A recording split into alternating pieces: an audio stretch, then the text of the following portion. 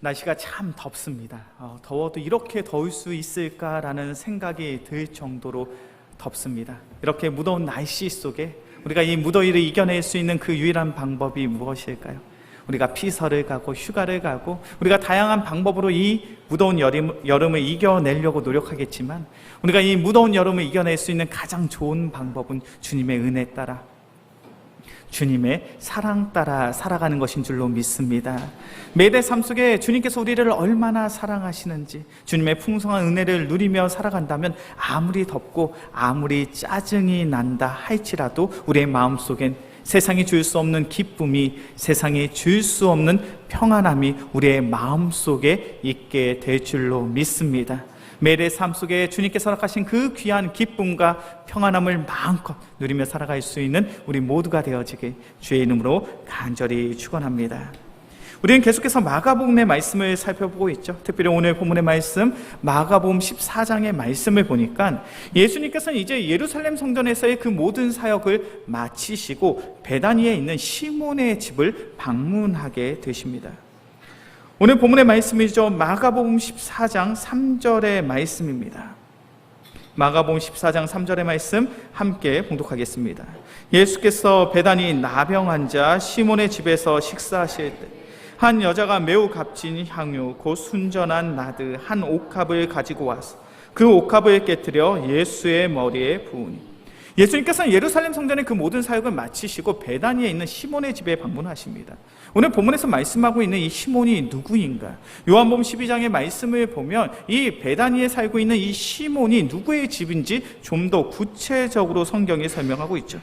요한복음 12장 1절의 말씀입니다. 제가 봉독하겠습니다. 6절 엿새 전에 예수께서 베다니에 이르시니 이곳은 예수께서 죽은 자 가운데서 살리신 나사로가 있는 곳이라.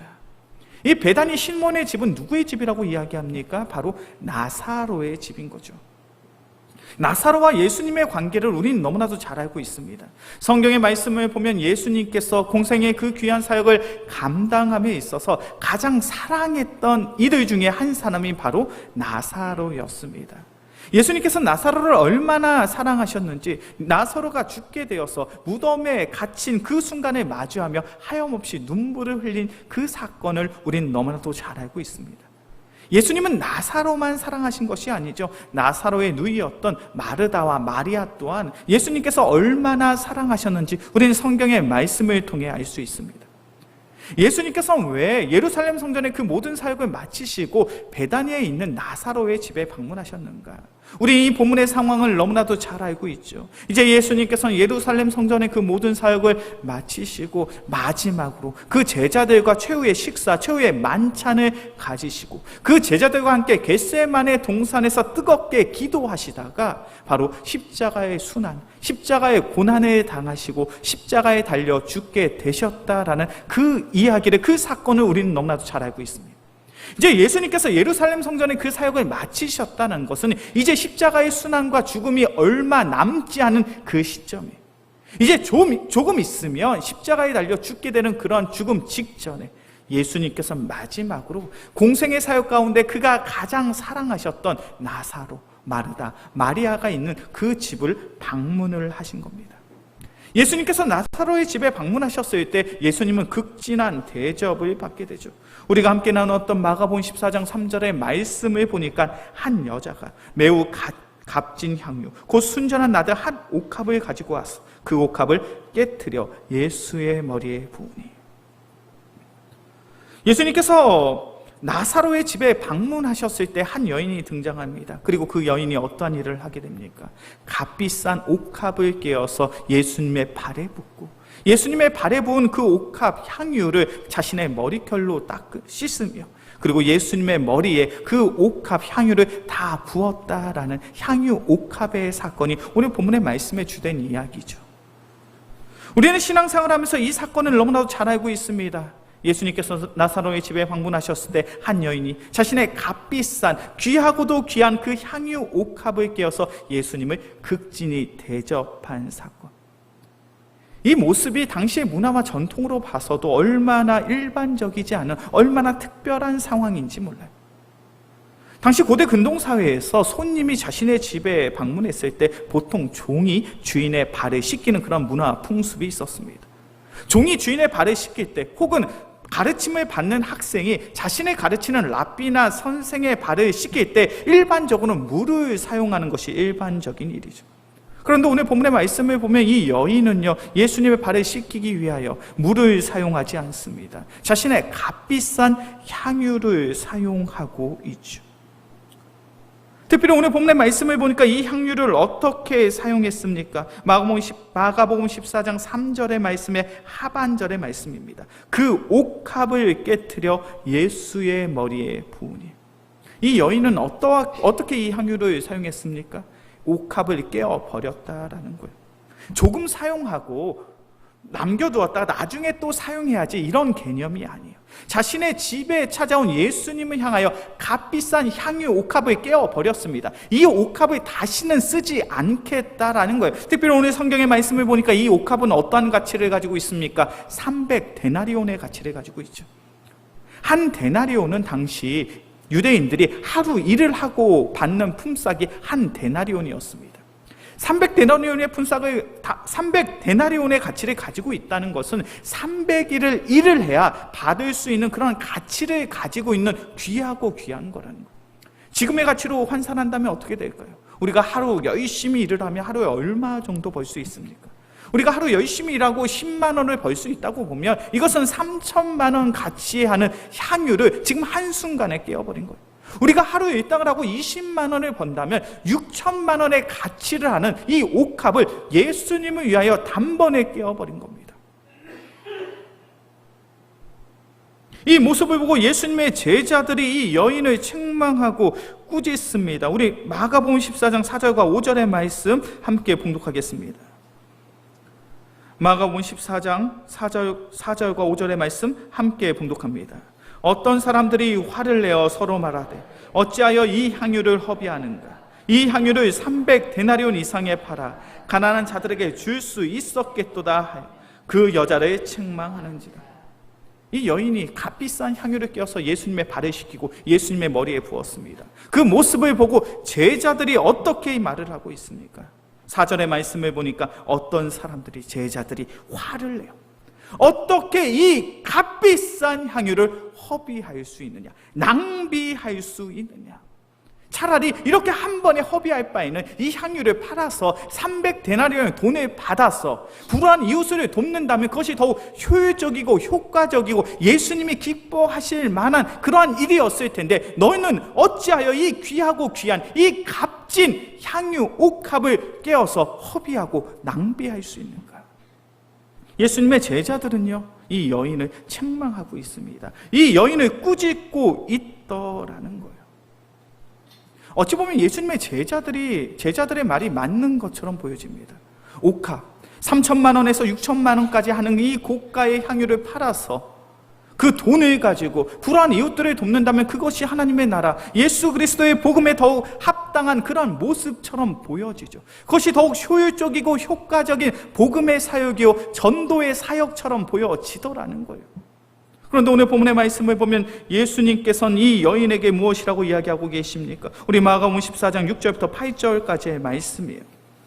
마가복음 14장 6절부터 8절까지의 말씀, 제가 한 절, 우리 성도님들이 한 절, 마지막 절은 합독해서 보도록 하겠습니다. 예수께서 이르시되 가만두라. 너희가 어찌하여 그를 괴롭게 하느냐? 그가 내게 좋은 일을 하였느니라.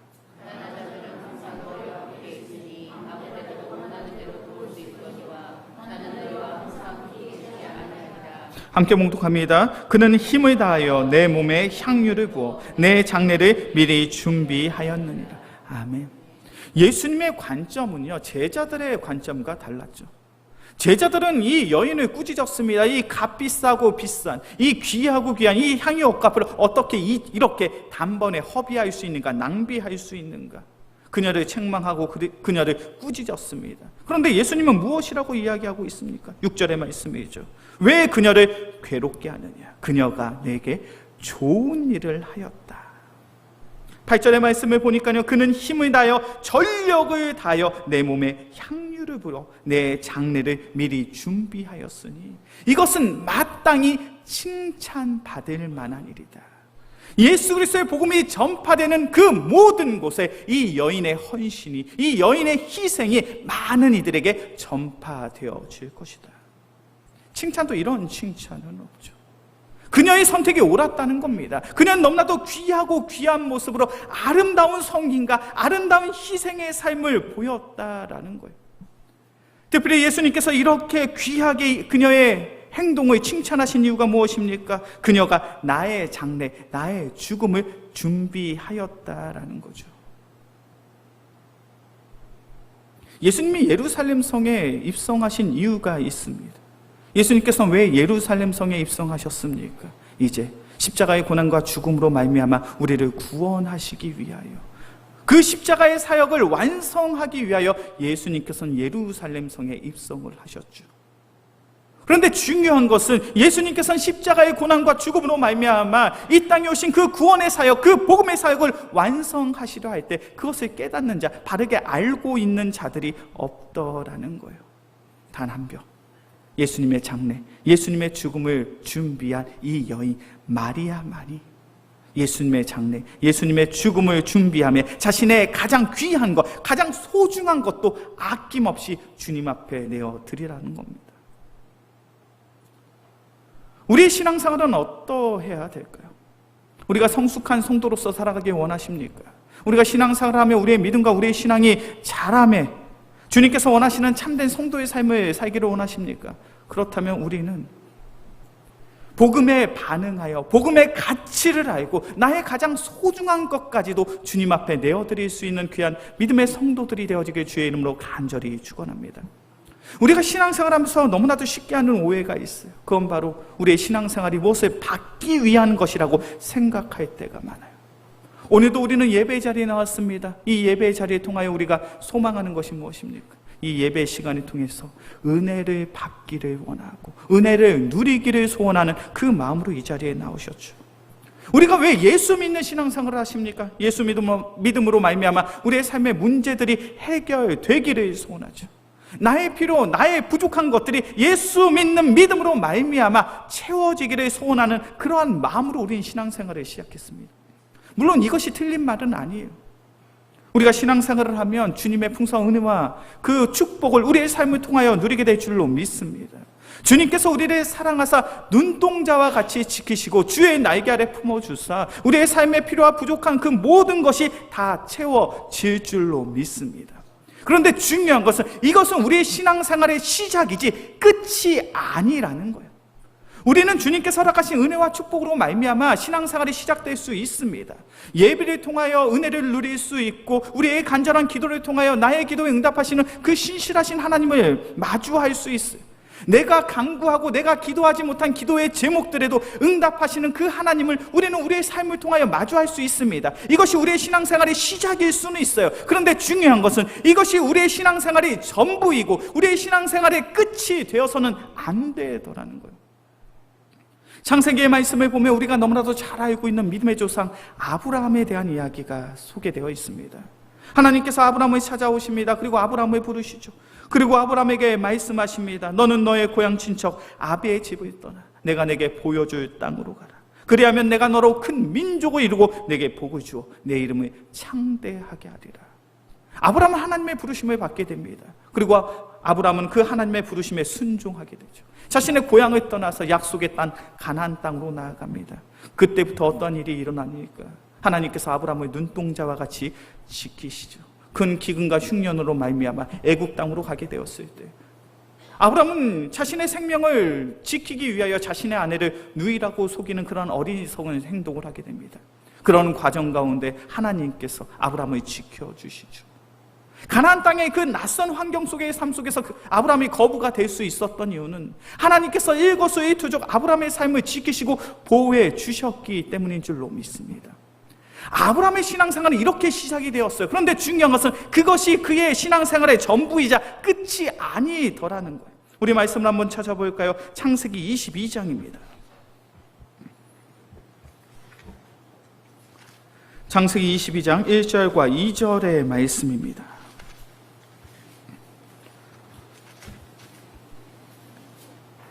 창세기 22장 1절과 2절의 말씀, 함께 봉독합니다. 그 이후에 하나님이 아브라함을 시험하시려고 그를 부르시되 아브라함아 하시니 그가 이르되 내가 여기 있나이다.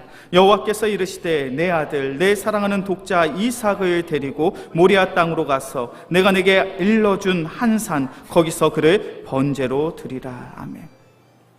하나님께서는 아브라함을 눈동자와 같이 지키셨습니다. 일거수일투족 그와 동행하시고 그의 삶을 인도해 주셨죠. 그러나 하나님께서 창세기 22장의 말씀을 보니까 한 가지의 명령을 하십니다. 한 가지의 요청사항을 하고 계시죠. 그 요청사항이 뭡니까? 내가 사랑하는 너의 하나밖에 없는 독자 이삭을 나의 번제물로 바칠 수 있겠느냐라는 거예요. 아브라함의 입장에서 이것만큼 황당하고 이것만큼 당혹스러운 하나님의 명령이 어디에 있겠습니까? 아브라함의 평생의 삶 속에 그의 삶에 가장 소중한 것, 가장 귀한 것, 어찌 보면 그의 생명보다도 더욱 가치 있고 귀하게 여기는 그 한 가지가 있다면 그것은 바로 그가 사랑하는 그의 독자 이삭입니다. 아브라함이 사랑하는 그 독자 이삭은 하나님의 은혜의 선물이죠. 하나님의 전지전능한 그 능력으로 말미암아 하나님의 축복의 선물로 받은 이가 바로 그 이삭입니다.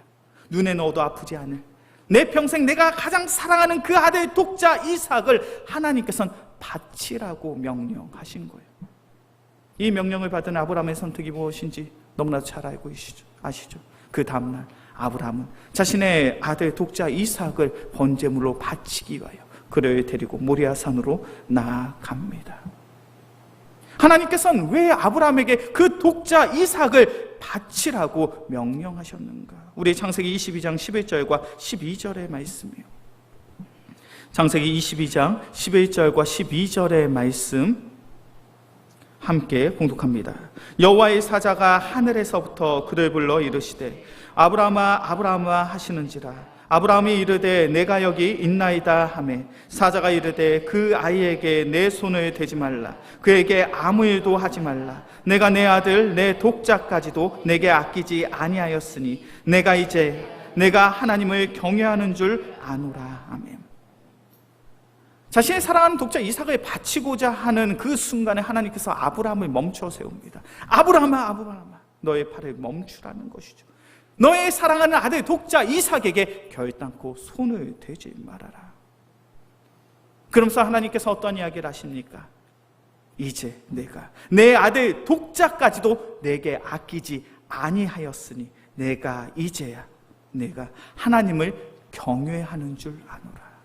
하나님을 사랑하는 줄 아노라. 하나님을 경배하는 줄 아노라. 하나님께서는 아브라함에게 믿음의 시험을 허락하신 것이요, 내가 얼마나 하나님을 경외하는지, 하나님을 경배하는지, 하나님을 사랑하는지, 너의 가장 소중한 것까지도 포기할 수 있는 그 귀한 믿음과 신앙이 너의 삶 속에 있느냐, 그것을 나타내 보이라는 거예요. 그것을 증명해 보이라는 거예요. 우리의 믿음의 여정, 우리의 신앙의 여정도 동일한 줄로 믿습니다. 우리가 처음 예수님을 알게 되었고 그 복음에 매료되어서 신앙생활을 할 때, 그 작고 부족하고 연약한 신앙생활을 할 때는 주님께서 우리의 삶 속에 일거수일투족 모든 삶을 지켜보시고 우리의 모든 부족한 것들을 채워주시는 줄로 믿습니다. 그런데 우리의 신앙이, 우리의 믿음이 자라고 성장함에 따라서 이제 하나님께서, 이제 주님께서 우리에게 요청하고 요구하시더라는 거예요. 복음으로 말미암아, 하나님의 말씀으로 말미암아 너희의 믿음과 너희의 신앙이 자라고 성장하지 아니했느냐. 그렇다면 그 귀한 믿음과 신앙을 가지고 하나님의 나라를 위하여, 하나님의 영광을 위하여, 예수 그리스도의 복음을 위하여 너희가 무엇을 내려놓을 수 있느냐. 너희가 너의 삶 속에 가장 귀하고 소중하게 여기는 그것을 포기하고, 그것을 헌신하고, 그것을 희생하고, 그것을 내려놓을 때 너희의 삶 속에 복음의 열매가, 구원의 열매가 맺어질 것이다. 이것을 말씀하고 있더라는 거예요. 우리 영광교회 귀한 성도님들, 왜 오늘도 이 무더운 날씨 속에 예배의 자리에 나오셨습니까? 우리의 신앙의 여정, 신앙의 삶을 통하여 어떠한 은혜, 어떠한 열매와 결실을 맺기를 소원하는 그 마음을 가지고 이 자리에 나오셨습니다. 우리가 이 땅 가운데 살아가며 간절히 소망하고 기대해야 될 그 한 가지가 있다면 바로 나의 삶을 통하여 복음의 열매를, 나의 삶을 통하여 구원의 열매를 맺어야 될 줄로 믿습니다. 나의 믿음, 나의 신앙 때문에 우리의 가정이 구원받아야 될 줄로 믿습니다. 나의 믿음과 나의 신앙으로 말미암아 나의 직장이, 나의 사업장이 변화되어야 할 줄로 믿습니다. 우리의 성숙한 믿음과 신앙으로 말미암아 우리 영광교회가 더욱 든든히 세워져 하나님의 영광을 위하여, 예수 그리스도의 복음을 위하여 쓰임 받아야 될 줄로 믿습니다. 우리는 그것을 소망하고 희망함으로 신앙생활을 하는 거잖아요. 그런데 우리의 삶 속에 정말로 복음의 열매가 맺어지고 있냐는 거예요. 구원의 열매를 맺고 있냐는 거예요. 요한복음 12장의 말씀을 보면 예수님께서는 우리의 삶 속에 복음의 열매, 구원의 열매가 맺을 수 있는 분명한 신앙의 원리를 말씀하셨어요. 우리 말씀을 한번 찾아볼까요? 요한복음 12장 24절의 말씀이에요.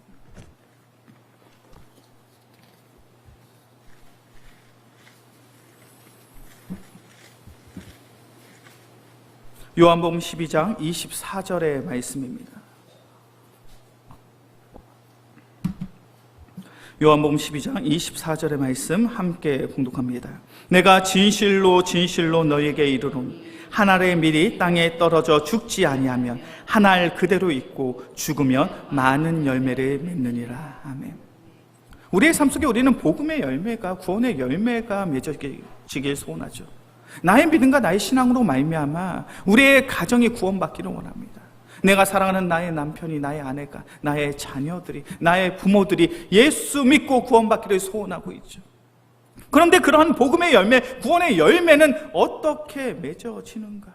예수님이 말씀하십니다. 내가 진실로 진실로 너희에게 이르노니 한 알의 밀이 땅에 떨어져 죽지 아니하면, 한 알의 밀이 땅에 떨어져 썩어지지 아니하면 결단코 열매를 맺을 수 없다는 거예요.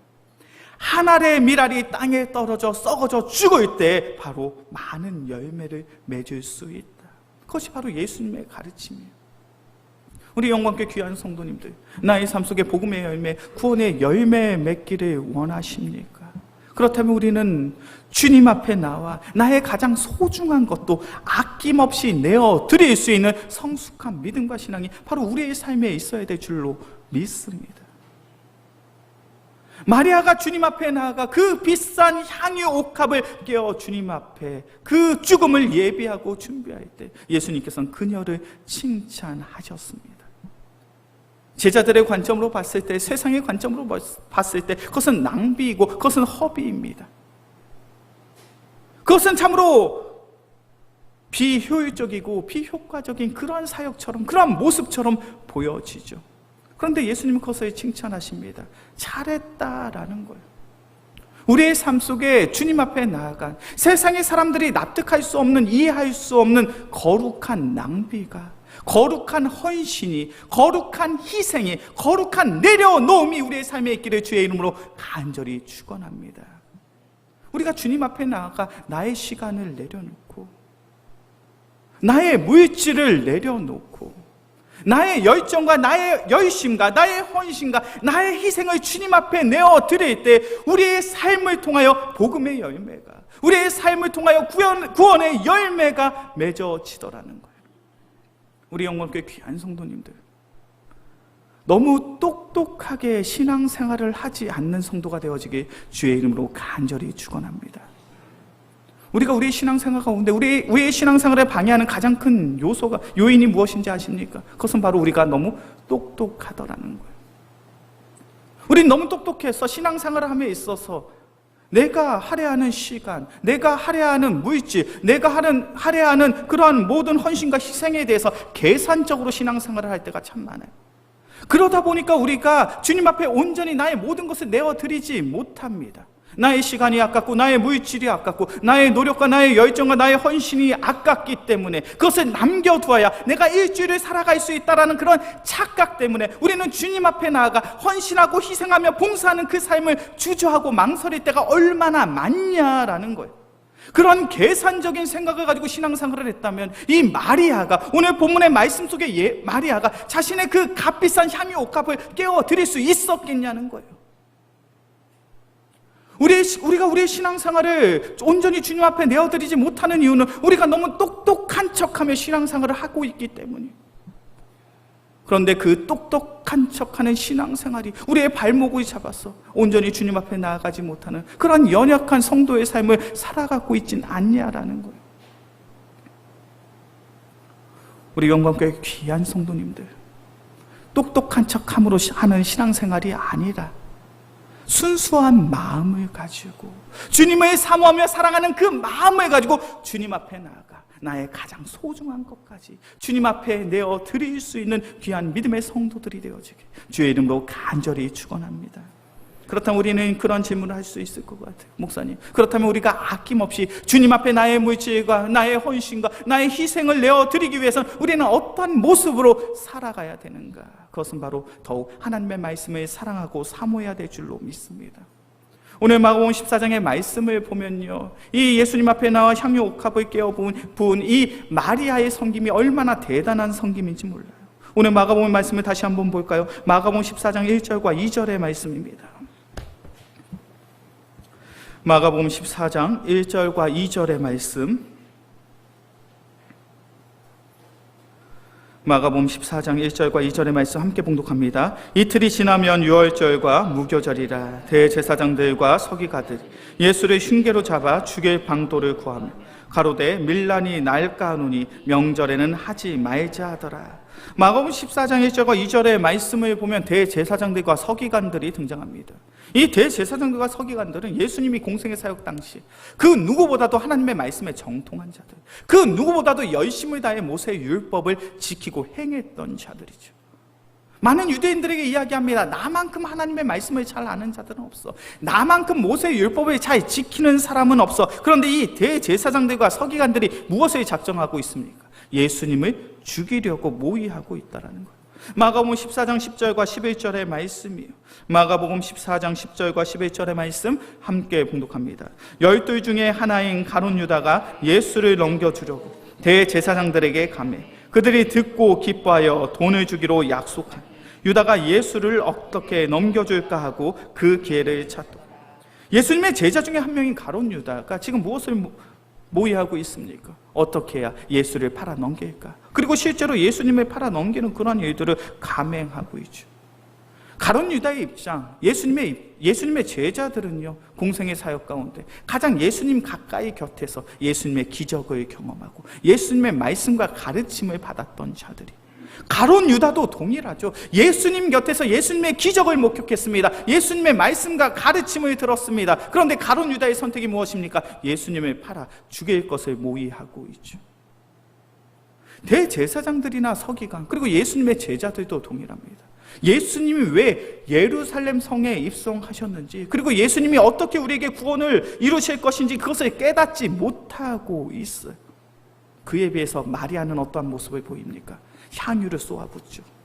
향유를 주님 앞에 내어 드렸다라는 것은 예수님의 장례와 예수님의 죽음을 예비하고 준비하고 있는 거예요. 예수님 주위에 늘 하나님의 말씀을 잘 아는 자들, 정통하다라고 이야기하는 그런 사람들이 많았지만 참된 복음의 가치를 알고 예수 그리스도의 십자가를 묵상하며 그 십자가를 위하여 헌신하고 희생한 사람은 마리아밖에 없더라는 거예요. 왜 마리아는 이렇게 예수 그리스도의 복음의 가치를 알고 그 죽음을 예비하고 준비할 수 있었는가? 마리아는 그 무엇보다도 하나님의 말씀을 듣는 것, 예수님의 가르침을 기쁨으로 여겼던 여성이기 때문에 그러합니다. 우리 말씀을 한번 찾아볼까요? 누가복음 10장입니다. 누가복음 10장 38절에서부터 42절까지의 말씀이에요.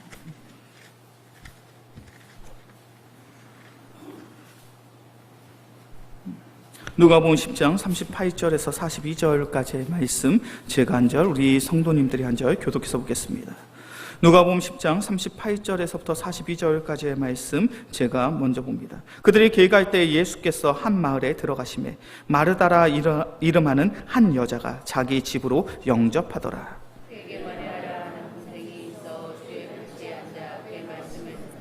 마르다는 준비하는 일이 많아 마음이 분주한지라 예수께 나아가 이르되 주여 내 동생이 나 혼자 일하게 두는 것을 생각하지 아니하시나이까. 그를 명하사 나를 도와주라 하소서.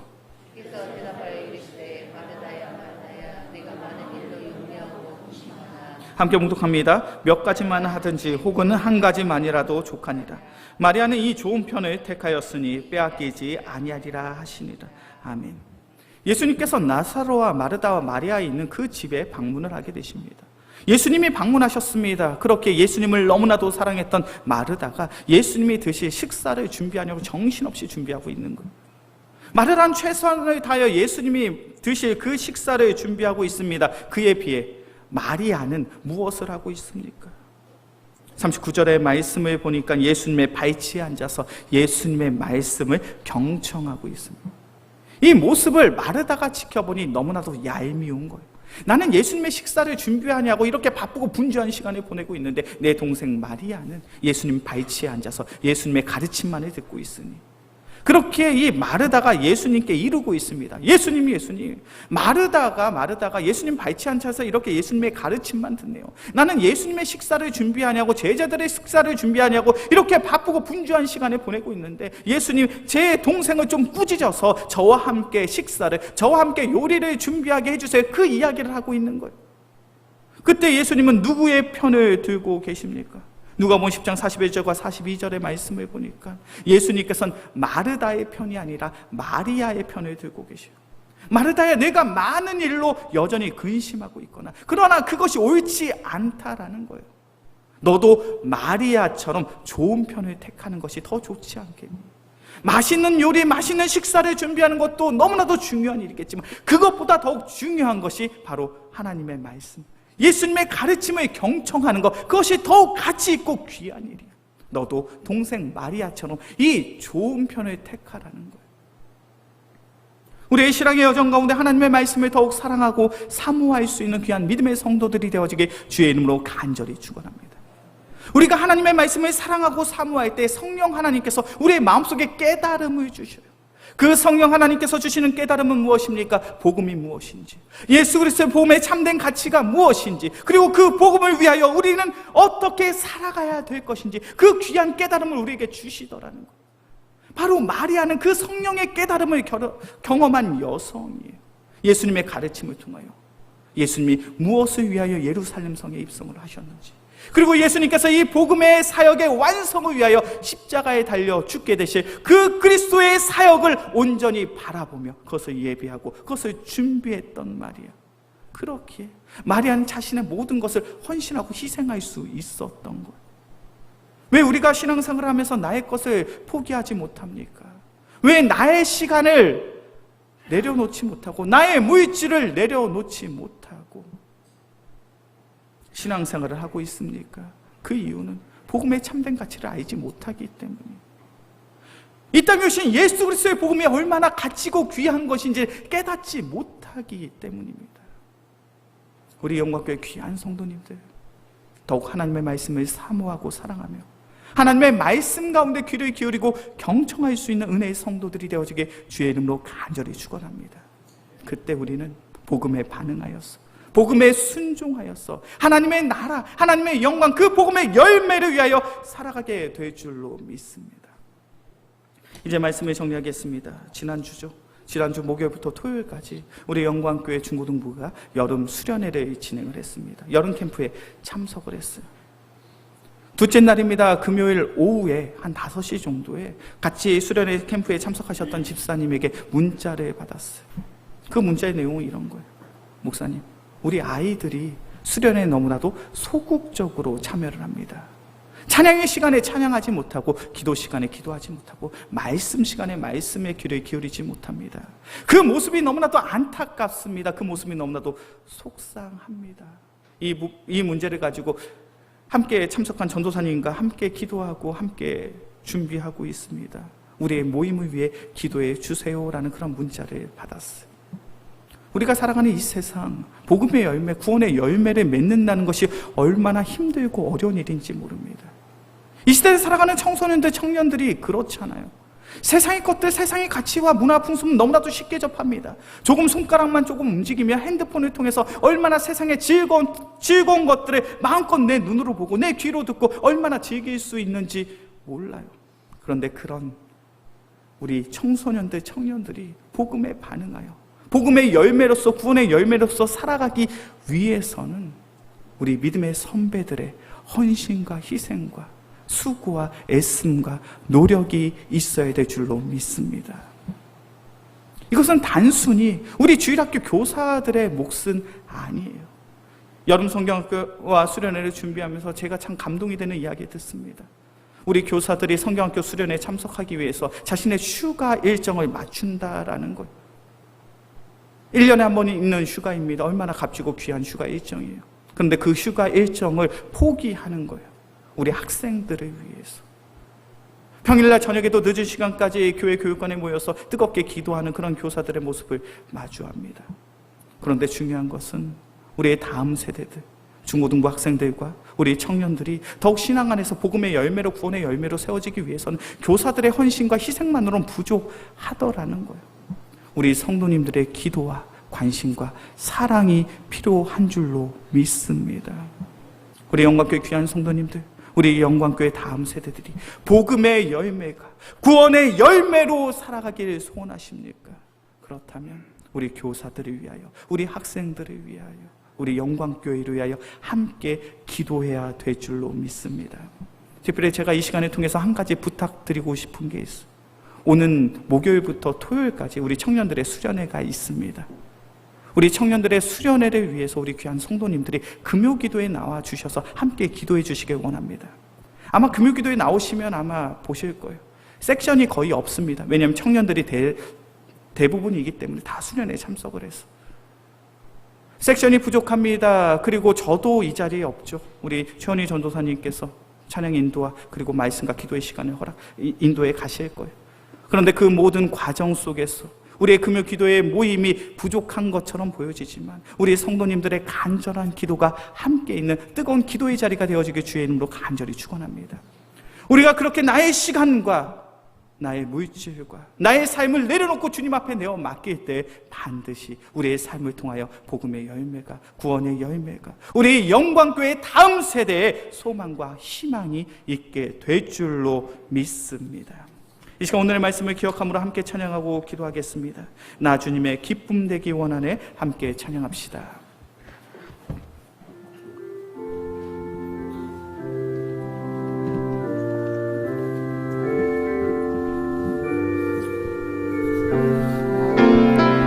나 주님의 기쁨 되기 원하네. 나 주님의 기쁨 되기 원하네. 내 마음을 새롭게 하소서. 새 부대가 되게 하여 주사. 주님의 빛 비추게 하소서. 내가 원하는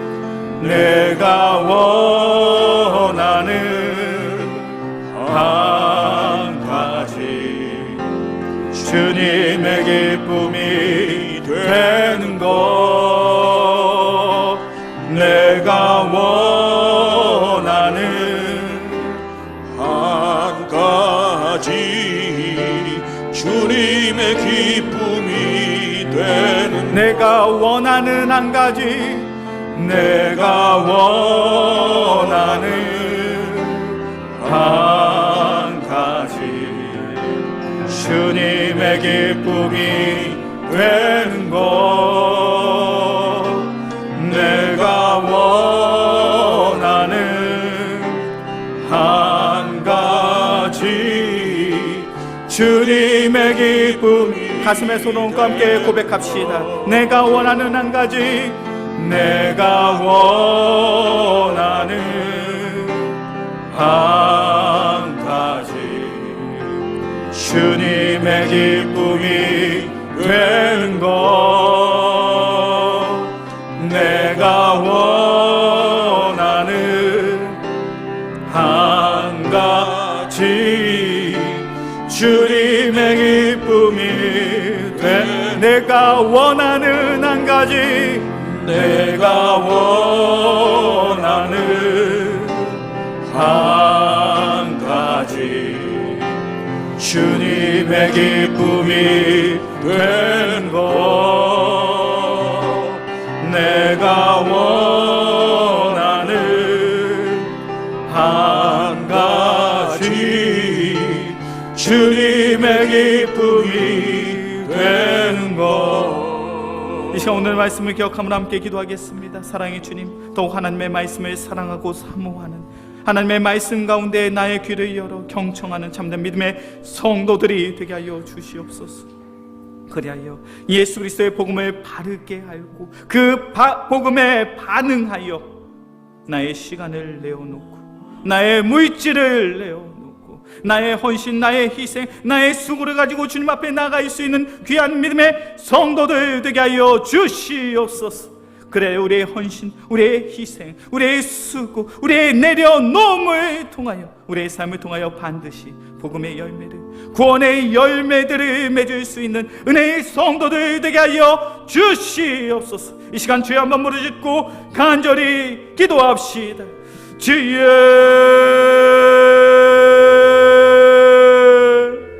사랑이 많으신 주님, 우리 영광교회 귀한 성도들 더욱 하나님의 말씀을 사랑하고 사모하시고 귀한 믿음의 성도들 되게 하여 주시옵소서.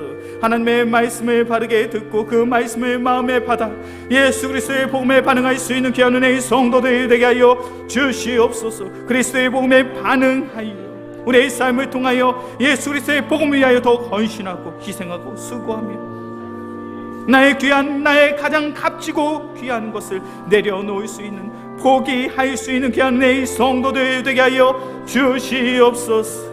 아버지, 아버지, 아버지, 그래 우리의 삶을 통하여 반드시 복음의 열매를, 우리의 삶을 통하여 반드시 구원의 열매를 맺을 수 있는 귀한 은혜의 성도들 되게 하여 주시옵소서. 아버지, 아버지, 우리가 하나님의 나라를 위하여 예수 그리스도의 복음을 위하여 더욱 낮아지길 원합니다. 더욱 겸손하기를 소원합니다. 하나님의 나라, 하나님의 영광을 위하여 나의 가장 소중한 것들을 아낌없이 내어 드릴 수 있는, 그래 우리의 헌신과 수고, 애씀과 노력을 복음의 열매, 구원의 열매 맺을 수 있는 귀한 은혜의 성도들 되게 하여 주시옵소서. 주님, 사랑이 많으신 주님, 우리에게 마리아와 같은 귀한 믿음과 신앙을 허락하여 주시옵소서. 더욱 하나님의 말씀을 사랑하며 사모하는 귀한 은혜의 성도가 되어지길 간절히 사모합니다. 하나님의 말씀을 사랑하고 사모함으로 나의 귀를 열어 주님의 말씀에 귀를 기울이고 경청하며 그 말씀을 마음에 받아 복음에 반응할 수 있는 귀한 은혜의 성도들 되게 하여 주시옵소서. 그리하여 예수 그리스도의 복음을 위하여 나의 시간, 나의 물질 더욱 헌신하고 희생하며 수고하고 애쓰고 노력할 수 있는 귀한 믿음의 성도들 되게 하여 주시옵소서. 그리하여 우리 영광교회 성도들의 귀한 삶을 통하여 반드시 복음의 열매를, 반드시 구원의 열매를 맺을 수 있는 은혜의 성도들 되게 하여 주시옵소서. 우리의 삶이 온전히 주님의 기쁨 되어지길 간절히 소망하오며 우리를 사랑하시는 예수 그리스도의 이름으로 기도합니다. 아멘.